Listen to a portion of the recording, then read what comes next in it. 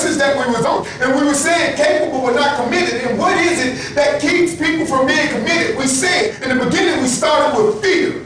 The fear of circumstances. Fear of circumstances. We back that in 1 Samuel. In 1 Samuel 17 chapter 8 through the 11th verse. We also said in 2 Timothy the 1st chapter 7 and 8 verse, the fear of circumstances stop people from being, circumstances stop people from being committed to God. Then we said the fear of lack. The fear of lack, which is in Isaiah 41st chapter 8 through the 10th verse, John 14 chapter 21st, 25th through the 27th verse, and Matthew the 6th chapter 31st through the 34th verse. The same thing, lack. God says, I got you. Don't worry about fear. Don't worry about lack. I'm going to take care of you. And we did sum it up with the fear of your past. The devil will often blackmail you about your past. But we back that up in 2 Corinthians 5th chapter 17 through the 18th verse, and Philippians the 3rd chapter, the 13th through the 14th verse. We back all of those things up with fear. And that's why so many people will not be committed to the things of God. They are in a state of fear. But then we moved into another state, guys, and we're segueing into this state right now. So with that, we're going to ask you, I want you to put a mirror. I want you to put a mirror in front of you, and I've given you the scenario. You have just taken a shower. You have stepped out of the shower. There's a mirror in front of you, and what you see is what it is. And it doesn't matter how you try to grab a towel real fast. Stop and look at it. You may not like what you see, and if you don't like what you see, start working on it. And so we moved, guys, from that state, we moved into the second stage of why a person would not be committed to God, and that is selfishness. Selfishness, guys. We only think about ourselves, how I feel, how I think, my opinion about the matter. Well, let me tell you about your feelings and my thinking and my opinion about the matter. Let me tell you, people don't care what you think, what I think, what I feel. Let me tell you what your feelings is like so you can get a good understanding of what's going on here. Take a 6-lane on one side highway. A 6-lane highway. A 6-lane highway in Atlanta. That's 6 lanes on the side and 6 lanes on the other side. Right before rush hour. Maybe like 20 minutes before rush hour. Traffic is getting it up and down that highway, baby. And let me tell you, you got to try to cross that. Your feelings, that highway, that's the equation. Because life will hit you in your feelings and beat you down in the road so much that people won't even recognize you there anymore. Have you ever seen an animal hit in the road and over time, over and over again, cars go over that it looks like it's one with the pavement? Well, guys, that's what life thinks about your feelings. We all have feelings, but people don't care about what you feel. So I want you to stand with this and understand what God is trying to convey to you. So with selfishness, I want you to think under that topic. We want to then move into a question. We as believers often say things. We say a few things as believers and church people. You guys may have heard these questions I'm going to ask. A few questions. You guys may have heard these questions I'm going to ask. So I want you to talk to them. What does this mean? To you, when you hear this, what is this saying? Now, it's a difference hearing things when everything is going smooth in your life. But I'm talking about when all hell don't break loose and the bottom has completely fallen out. What does this mean? Have you ever heard these sayings? How about this one right here? Let go. It says, let go and let God. Have you heard that before? What does that mean? Let go and let God. I think I know what it means. But when all hell breaks loose in your life, what does that mean? Let go and let God. So that mean I just don't do nothing? Just sit in the middle of the road and keep letting the cars hit me? What does it mean when I say let go and let God? Another one you may have heard. Stop fighting the Spirit of God. What does it mean that means stop fighting the Spirit of God? What am I not to ask questions? Well, I'm just sitting here, Lord, when you say a thing, okay, how do I even know it's you? I mean, believers, let's be real. See, because in this part of the series right here, we're going to get naked before the mirror, baby. And you got to ask the real questions because a lot of stuff God won't solve because you ain't really asked the question. That's what Rab was trying to convey to you up here. You got to be honest. You got to say you are the person. You got to be willing to point the person out. There are people in court systems that try to blackmail or threaten the person not to point them out. When are you going to be brave enough to look at the devil and say, it's you? Yeah. It's you that did it. And as long as you keep on the grounds, it's going to continue happening. Another one. Let him have his way. Lord, you can do anything you want to do. Why don't you just take your way? God is trying to take his way. This is a voluntary thing here. So he's asking you guys, you got to let him have his way. What does that mean, saints? Let the Lord have his way. Can't it be wanted? I mean, let's be honest. We in church, or if you've been around church for a while, you've heard these things. But what does it really mean in the real world? What are they hearing when they hear this? Another one. Yield to the Spirit of God. What is he trying to arrest me? What are we doing here, Lord? What are you saying here? I'm sick and tired of all these cliches that we hear in church, and they never getting down to the real business of people's lives. We can go through the formalities. The church know how to shout it. They know how to sing it. They got all of that. They even know how to feel the Spirit at the right time. But my question is, when it comes down to the you just stepped out of the shower, the naked of the situation, are you willing to say, okay, this is what it is? I told you, stand in front of the mirror, suck it in, give it some time, get it all out. Go ahead, pump it out, give it some time. You got to take a breath and fall back in. If your chest is not put that way, if your stomach is not put that way, it ain't going to stay that way unless you are willing to do some work, baby. You want that stomach that way, you got to give up something. You don't just paint it on and that's the way it stays. See, that's what the world is keep trying to push on you. Another one that you hear, guys, this last one you hear here. You hear, leave it in the Lord's hands. Where he at, Lord? Show me where he at now, put him in there. Because these are things that people keep hearing the church say. A person that's dealing with a serious issue, a problem, something you've been dealing with your whole life. And all people say to me is, let go and let God. I've been trying to let it go. Why haven't God taken it? I've given it to him. Why won't he take it from me? So we in church go on with our little cliches, and people in the world that's really dealing with some serious issues are upset and angry and say, yo, God is a joke. That's how they feel. That's what they're saying. But we'll sit here as believers and we keep saying our little prescriptive poems. So with those questions, guys, if you've ever heard that, keep this scenario. This right here, guys, I want you to take this on. Keep this in mind, okay? Here's the thing. You and God are in a fight over your remote control. Okay? You and God are in a fight over your remote control. So let's set the scenario. You finally got a day to yourself. Nobody is bothering you. You have no plans. Married, spouse says, I'm going out for the day. Children, they decide they're gone. Everything, if you have little ones, in my story, we can make it what we want to make it. God has touched them, they have fallen asleep and do nothing. And so you have decided, I want to just sit down and look at a good show on TV. I don't know, maybe it's your favorite sports show, maybe it's a good show, but whatever it is, you're looking at your show on TV. You really enjoy the show, and it's good. One more problem. One more problem. There's another good show on the other channel. And so there's nobody there to bother you. And you and the people in remote controls thought about this. So you got this thing they call PIP.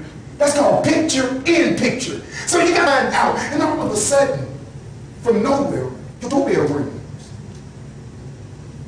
Oh, I thought you said everybody was leaving me alone with this. Yeah. But see, a very, very, very good friend of yours, you haven't seen in years, someone that you love come knocking on your door or ring the doorbell. Do you get this? You got two good shows going on. But when you walk into the situation, you are saying, I can't believe it. You have your good friend there. You give them a hug. You sit down, it's so exciting. You're watching your show and you tell them, you give them an invitation, come in. Make yourself at home. Feel free. My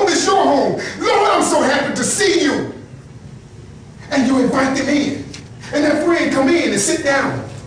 The friend asks, what are you doing? I got 2 good shows going on. I enjoy these shows.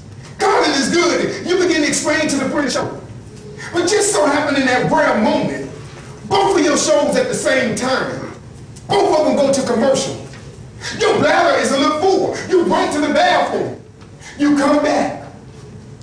And your friend that you have just invited in and told them, feel free, has the remote control and has turned it. And they're looking at something that is totally uninterested to you.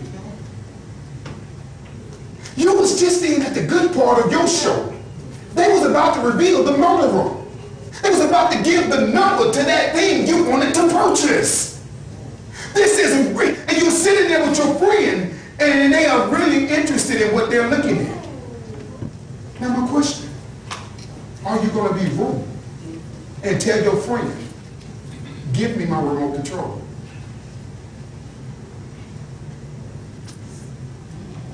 Are you? A lot of stuff, and they can't really understand what it is. So we're going to deal with it, guys. There's 3 things. You're sitting there and your friend is talking to you while he's looking at the Bass Fish Channel. Maybe he's looking at how to properly put tires on cars. I don't know. But it's something that's totally uninterested to you. And you're angry because you want that remote control back. But the friends seem to be very interested in what they're looking at. Now here's a question. You're going to find out that, let's just be honest. We're dealing with God in your life. See, here's the issue that we have. God and you are wrestling with that remote control. God and you is wrestling. A lot of things is happening in your life. And you saying, Lord, I have given you all. I love you. I have done what you say. But all hell has broke loose in your life. And you're trying to figure out what it is. I'm right about to give up this church thing. There's a wrestler for the remote control. So here's a question for you. Question number 1. In order to find out what's going on in your life, you have to ask yourself one thing. Do you think God is a liar? See, you got to pick one. God is either a liar with your situation in your life, because I did it the way he said do it, and still things are the same. I kept myself like you said keep yourself, and he has not come.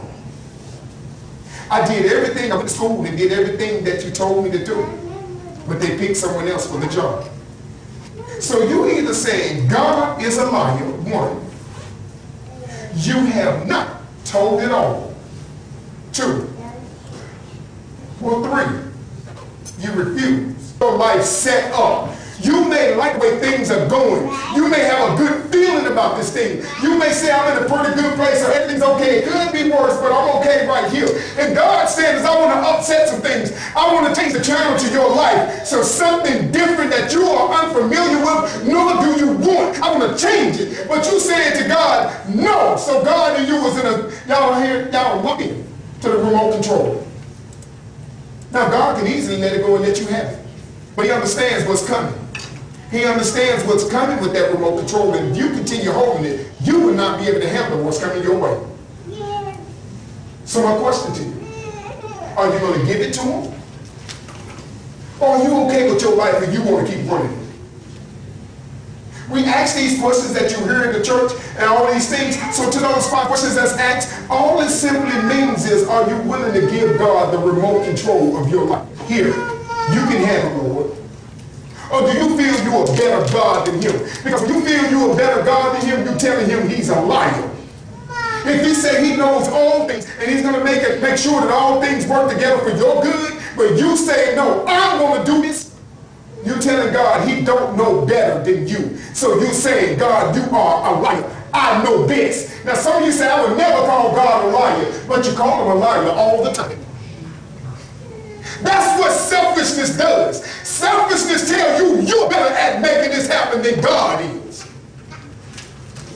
And the only time I'm going to get to you, God, is when I'm laid flat on my bed and there's nothing I can do but You take it. I never gave it to you. I just don't have the strength to do anything with it. So let me ask this question. Are you there? Are you there? Now, is he on you? Or is it you haven't told it all? You said, Lord, I've laid all this out here. I've given you everything. But Lord, you haven't responded to me. Have you told it all? And telling it all means telling the truth. You can tell the truth with a little manipulation on it. It's still a lie. The word says a little leaven leaveth the whole lump. So when you tell the truth but put your spin on it, it's manipulation, and that don't belong to God. God don't do manipulation. That's the devil's. So my question is it that? Is he lying? 2, is it that you haven't told it all? Or 3, is the fact is, the truth of the matter is you refuse to give God the remote control to your life. As jacked up and raggedy as things has been, and see, the devil is not, he's a fool, but he ain't crazy. See, he know how to back up just enough, used to that inch, and then another inch. That's what the Bible tells you. If you're wrong, quickly repent, because you can get used to that lie, and you live with that lie for a while. Now you're ready for a bigger lie, because you have already equipped yourself to handle that lie. So now you're ready for a bigger lie. And the devil put you there. Now you're living in a bigger lie. So the devil got you used to that. When you've been there for a while, the next thing you do is go to a bigger lie. I don't know how true the statement is, but I've heard them say, if you take a frog and go to the boiling pot of water, he'll jump out. That makes sense. But they said you take that same frog and put him in some warm water and gradually turn up the element, he will boil to death. He get used to the temperature. And there seems to be some truth to that, because that's what the devil does. When you get into sin, you start out with, I don't know what that thing you did. You may have started out with, okay, when you was younger, mom and dad warned you about that person. You decide you knew best, so you may have snuck a little note to him or snuck a phone call to him. After you got comfortable with that phone call with him, you may have snuck off a place with him, came right back in time. But after you get comfortable with that, what you do is just go off with him for a while. Then after going off with him for a while, then you're just completely in the open. See, it with stages. That's what the devil worked with you, with stages. But selfishness will then lead you to believe that it's all okay and it's all good. So we've been systematically, guys, go into the selfishness. Now, I want you to keep in mind the question. You have 3 questions you need to figure out here. 1, is God a liar? 2, have you told it all? Or 3, do you refuse to give the remote control of your life to him? Do you refuse? This will make you lazy. Selfishness will make you lazy. Go with me to the book of Ephesians. The book of Ephesians. We can argue opinions. But what you can't argue is the fact. You can't argue the fact. You may say, well, you see it a different way than I see it. Maybe I do. But the fact of the matter is, if we're arguing on this crayon red, I don't care if you're saying a rose red, or if it's a crimson red, or if you're saying a light red. We agree with one thing. It is red. You got to have a basis. So my basis will be the Word of God. Argue with the Word of God, not with me. Not with me. But the Word of God says. So we hear what the Word of God says. Wherefore, he said, when he ascended up on high, he led captivity captive and gave grace unto man. Naked, which is it? What is it? But that he also descended first into the lower parts of the earth. He that descended is the same also that ascended up far above all heavens, that he might fill all things. For the perfecting of the saints, for the works of the ministry, for the edification of the body of Christ. So now, selfishness will make you lazy. You're not just in church because you decided you want to come to church. You have something to offer to the body of Christ. God has already told you, something you got a gift that he has put you here to use. But yet you say, I don't want to do it. I don't feel like it today. Let me tell you something. This road that we're about, there's nothing more frustrating when there's a line that's backed up and you look and you're about 50 cars back and you're trying to look around and find out what's the holdup at the church. There seems to be something missing, because the Word of God says the Lord fitly joined together his house. So why is it that you feel that your gift don't matter? like it don't really matter if you have your gift. You've seen it today, guys. You see an example of it today. Brother Deacon Aaron was able to be here this morning. There was a log jam. My wife would usually sing here and sing to the people. She had to try to do 3 things at one time. She came in, the first thing she noticed, the band.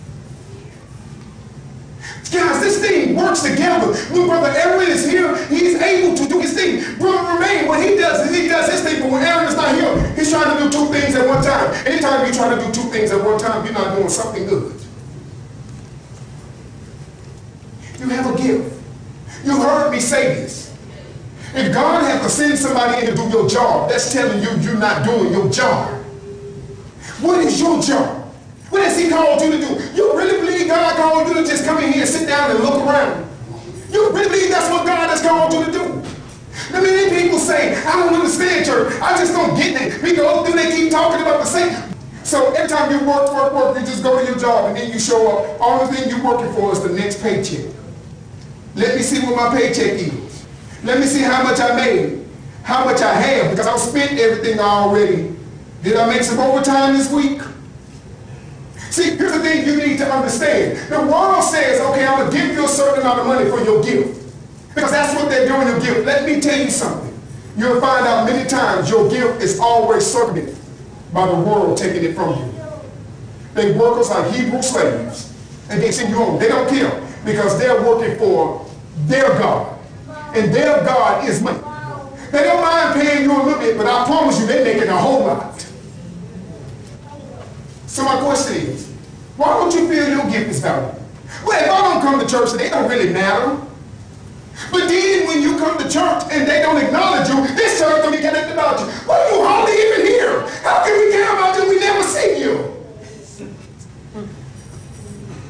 It's amazing, guys. You need to understand. Now, the point I'm making is you are valuable. God has told you this. You need to stand before the mirror and say, Lord, this is it. Now, what have you given me? Now, when he has told you what he has given you, my question is this. What are you going to do with it? What are you going to do with it? When God has told you what he has called you to do, here's my question. Are you going to do it? Many times, God knows you ain't going to do it, so why should he tell you? I told you, as a child, when my mom made something that was decent, the first thing I would say, I'm sitting there eating, I want some more. My mom would always say, eat what you got. When you eat what you already have, then I can give you some more. Show me you're going to eat this, then I'll give you some more. Why would she pile more on my plate? When I did, I can't eat it. Now, so eat what you have, and then I'll give you some more. Many people asking God something. God says, I'm not giving you nothing else because you haven't even used what you have. When you are willing to use what God has given you, then God is willing to give you more. But if you refuse to use it, God said, all you will ever be is somebody in church frustrated. Because no matter where you go, let me help you. No matter where you go in the body of Christ, you can go to church in California or the church in North Carolina. You can go to church in Texas or the church up in Chicago. Or you can get in the middle of the nation and go to one in Oklahoma. It doesn't matter. Wherever you go, let me help you. You're going to be here. The problem ain't everybody. The problem is in the mirror looking at you. And you're the only one that stepped out of that shower. So my question is God the liar? Or have you told it all? Have you really told God the truth of the matter? Because when he asks you, when I give you your gift, are you going to use it? But see, here's the problem. We'll say, I'll use it. But see, we don't want to give him a remote control. I want to use it when I want to use it. I said, no, I have fitly put you in a place. I have put you here to give. It's something you need. It's something you have.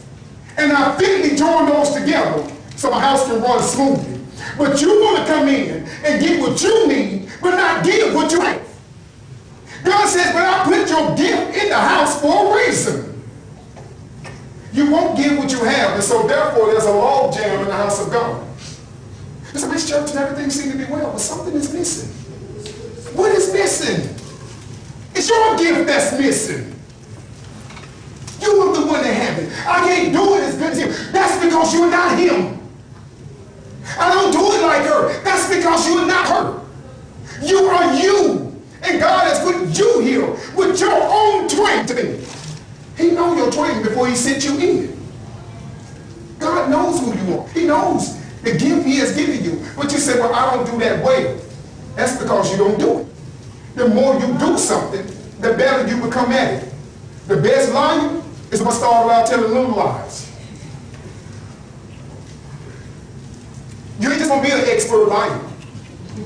Now, you may look at a few shows on TV.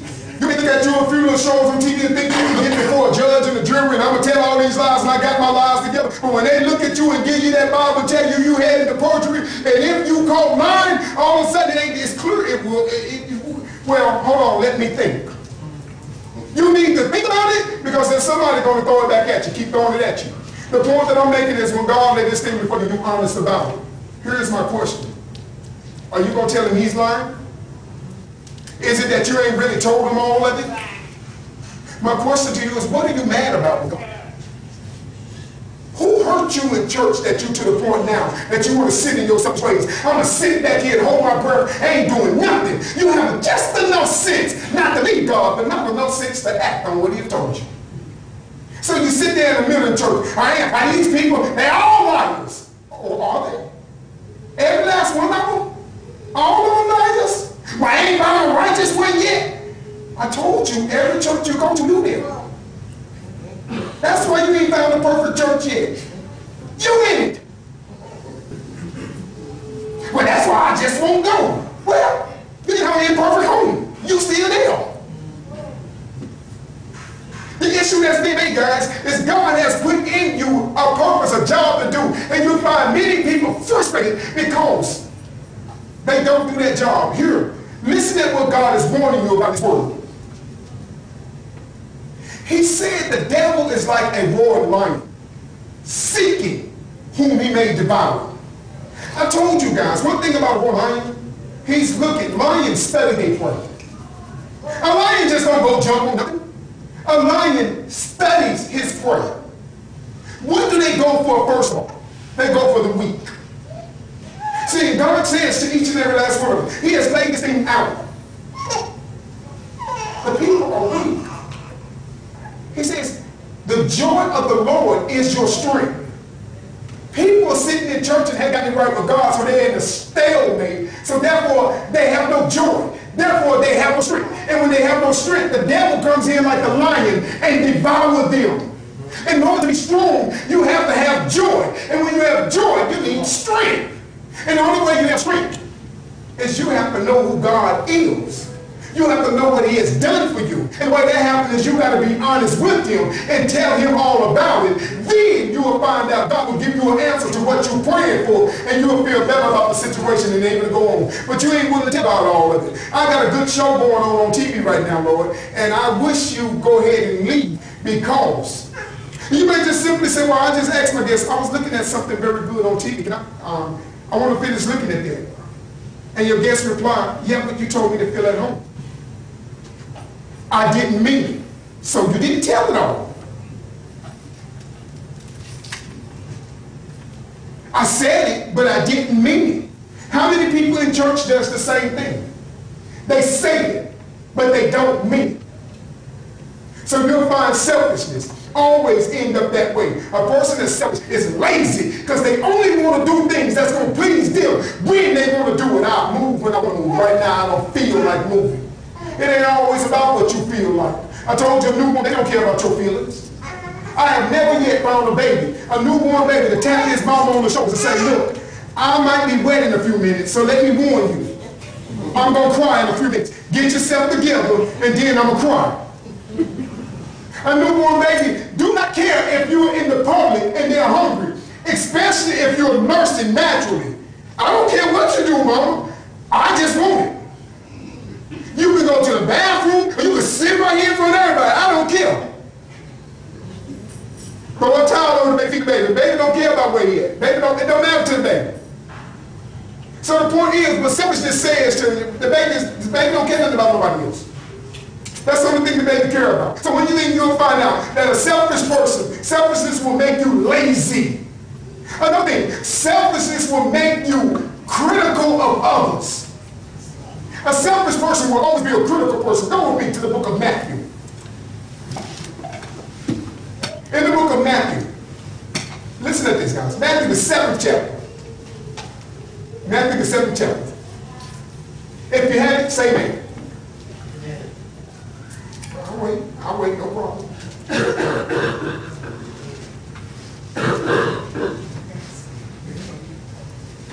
Okay, selfishness will make you critical of others. That's the 7th verse. Matthew 7th chapter, begin at verse number 1. This is what it says. Judge not, that ye be not judged.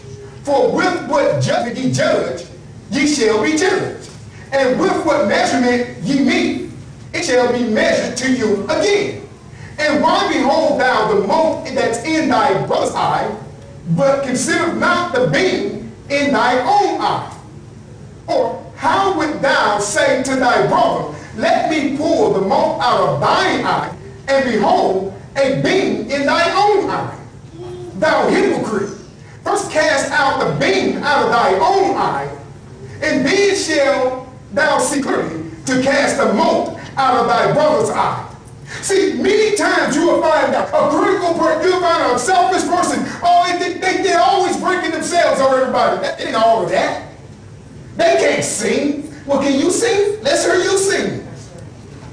Always can point out the flaws of another person, not willing to deal with the flaws of their own. So a selfish person will always find your faults because they will try to make you smaller than who they are. That's a selfish person. You always have something critical to say about other people. But God is saying to you, you're a hypocrite. You have a lot more problems. Because the reason the person can do that is the person that do not stand before the mirror. I don't care how you feel. Feelings don't matter. Feelings don't add up to facts. This commercial I've seen on TV, if y'all haven't seen this commercial, the young lady, she wasn't feeling something. She took some kind, I don't know what it was she took. But what she did is she started feeling great. She felt like a superstar. Walked out the door and then she stopped by and went by a mirror. She looked, she forgot to do her hair. Many of us feel good about certain circumstances and situations. But once you walk out the door or on your way out, there's a mirror that shows you you don't forgot something. A selfish person is going to find every little problem about something else. I told you at church, you'll find, well, this church this. Okay. This church this. Okay. This church this. Okay. Now, how many churches have you been a member of?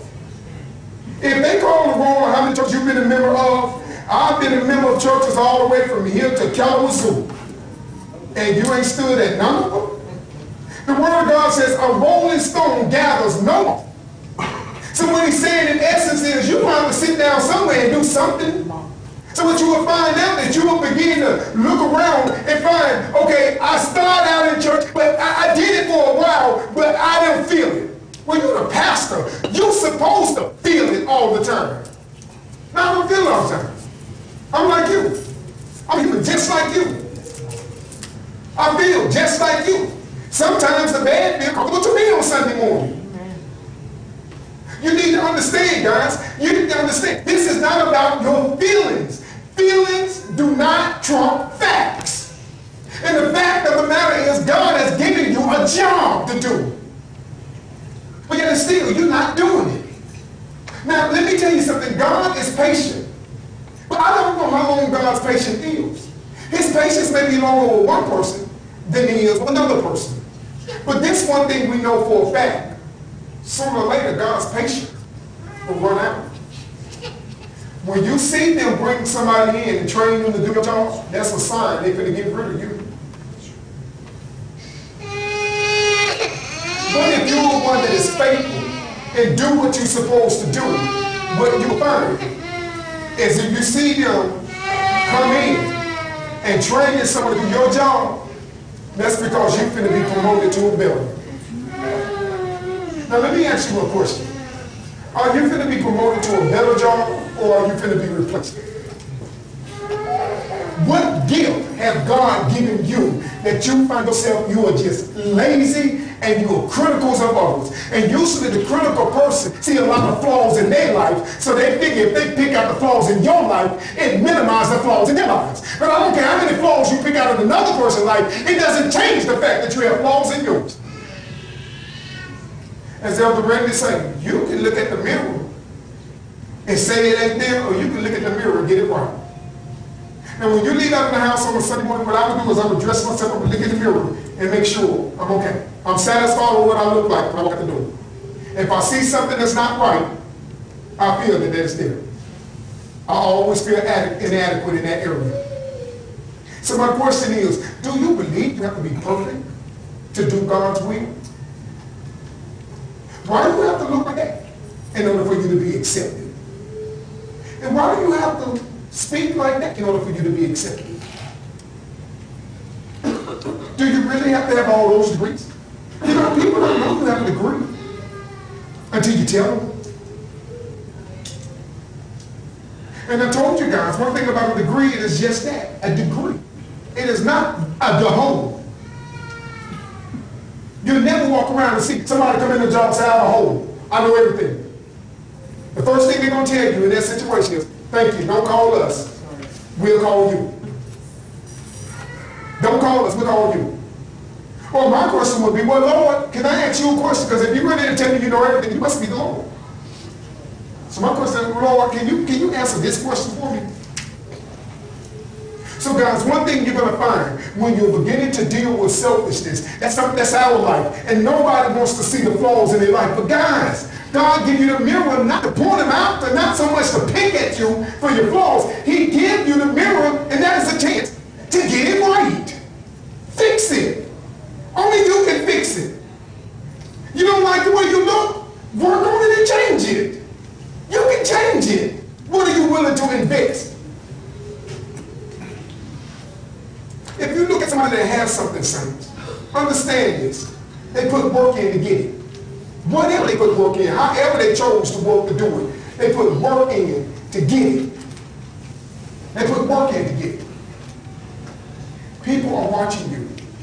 People are eyeing you. Okay, you're not moving at the rate they want you to move.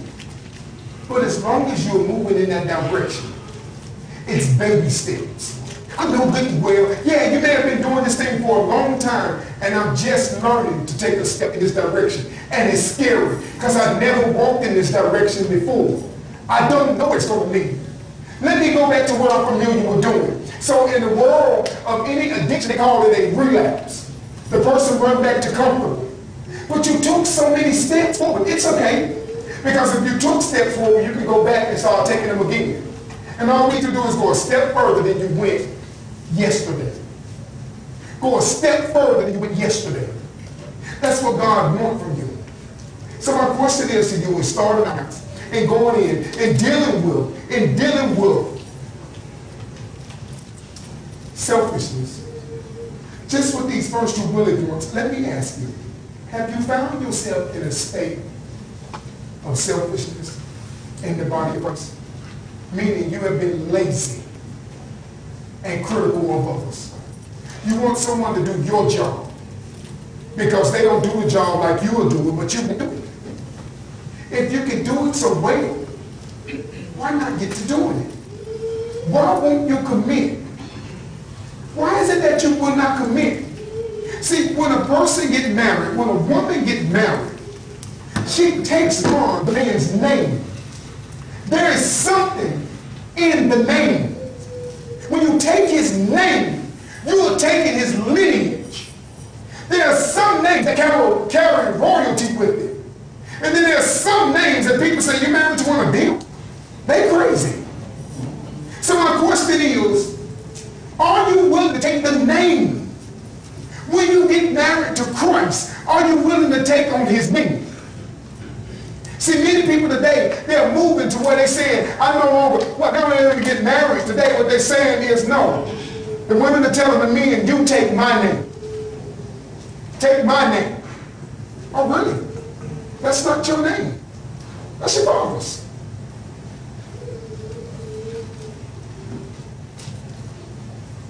Let me ask you guys, are you ashamed of his name? You carry the name of a Christian. But the word says so it is in the natural, that's how it is in the spiritual. They're no longer saying they are Christians.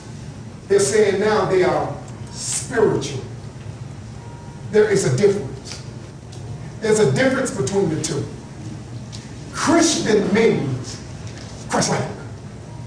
Spiritual meaning you're yielding to spirits. What spirits? What spirits are you yielding to? So let's just change it from Christian to spiritual. And are you there? Have you bought the world's lies to say you are a spiritual person? God ain't looking for spiritual people. He's looking for holy people.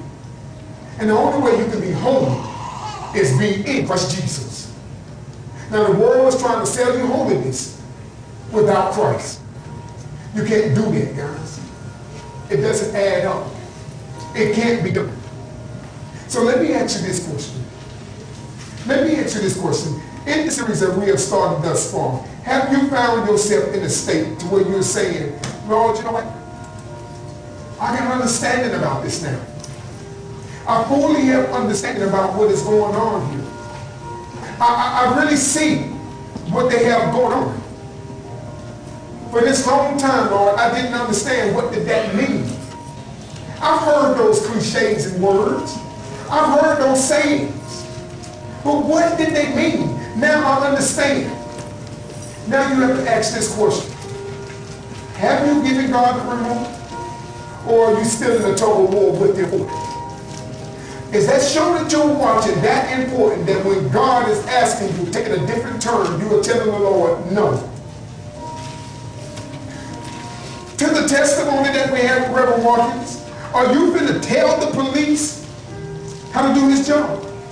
Or are you just going to be an example of Christ and let Christ work on the police to do his job? It took some time for that policeman to find his report and put on there, I was wrong. But if you are arguing with the police, even if he's wrong, he's going to make sure you get this ticket. Humbleness, guys, is the way that God moves. But selfishness says, no, I'm going to tell you my case regardless of what you think. Okay, tell me your case. Okay, now that you have told me, let me tell you what I'm going to give you. Here, you take this. Now God says, I have mercy on whom I will and compassion on who I please. Where are you? Where are you? You in front of the mirror. I want you to keep that image in your head. You are in front of the mirror. You have just stepped out of the shower. Your clothes can hide some stuff. Your underclothes can hide some stuff. You just stepped out of the shower and the mirror is standing before you. It is what it is. And my question is, now that you see what it is, what are you going to do about it? Father, I pray that the message that the people have heard today, that they did not take it in offense, but they take it in the spirit in which we gave it to them, Lord, in love, trying to sharpen and prepare them, to get them ready, Lord. The cleaning, Lord God, of our garments. Making sure, Lord God, we're ready to receive the glory. Lord, I pray, Father, that you bless the words that have come, Lord God, before the people, that they apply it to their lives. Let them not forget, Lord God, the analogies given to them, that they make a better understanding of what it is that you're trying to convey to them. Oh, Father, my Father, I pray that the people of God receive the word that's beneficial for them. Help us to get in our places, Lord. The house of God is waiting on us. There is a log jam. And sad to say, Lord, we're at the front of the line. Oh, Father, I pray.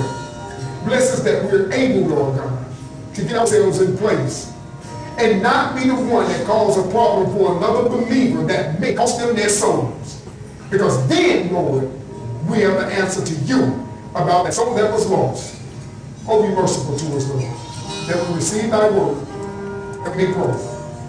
Thank you, Father, for hearing this prayer. I believe by faith that you have already answered. In Jesus' name we pray and thank you. Amen. Let me ask you guys a question. Have you examined yourself in saying this? If there's one here who do not know Jesus as their Lord and Savior, if there is one here who have not given their life to Christ, You've heard that you are a religious person. God don't care nothing about religion. You've heard that you are a spiritual person. And don't want God about spiritual either. Are you a saved person? What God's going to do?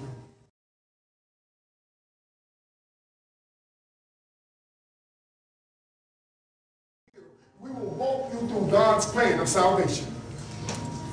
Don't buy this lie that the devil will give you, that you got to clean yourself up first and then come to Christ. I got some things I got to get together.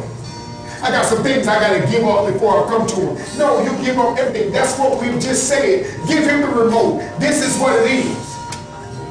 This is what it is, Lord. If you're one there and have never given your life to Christ and would like to give your life to Christ, we will walk you through God's plan of salvation. Oh, understand. That is important. As I've said, and I will continue saying,